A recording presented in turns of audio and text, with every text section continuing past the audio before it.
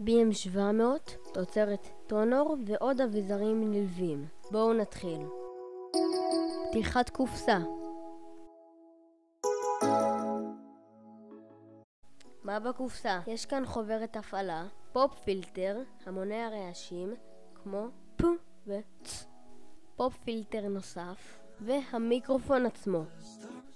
יש כאן גם זרוע שמחזיקה את המיקרופון ומחבר המקבע את הזרוע על השולחן. יש פה גם שוק מאונט, שבצד השוק מאונט מחברים את הזרוע ובאמצע השוק מאונט שמים את המיקרופון.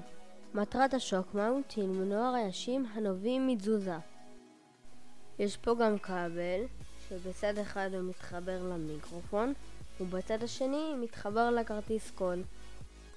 כאן אפשר לראות את אבא שלי מרכיב את המיקרופון לזרוע בהילוך מהיר.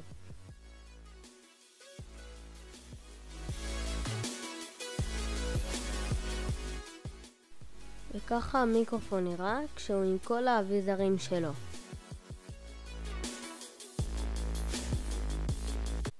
זוהי בדיקה של המיקרופון החדש שלי BM700 ממרחק קרוב. פי, פי, צדיק, צ, פ, תפוח, פתוח, אחד, אחד. זוהי בדיקה של המיקרופון המובנה באוזניות שלי ממרחק קרוב.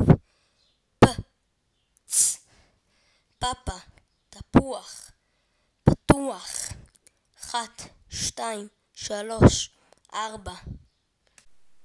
זוהי בדיקת איכות של המיקרופון החדש שלי BM700 ממרחק רחוק. פי, פי, פ, צ, פאפה, פתוח, תפוח, 1, 2. זוהי בדיקת איכות של המיקרופון המובנה באוזניות שלי ממרחק רחוק. פי, פ, צ, פתוח, תפוח, פאפה, 1, 2, 3, 4. זוהי בדיקה של רעשי הרקע של המיקרופון BM700 כגון מקלדת ועכבר.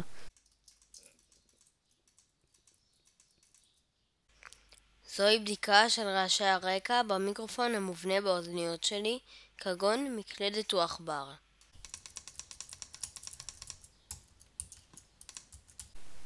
אכן אפשר לשמוע את ההבדלים המהותיים בין המיקרופון החדש לישן.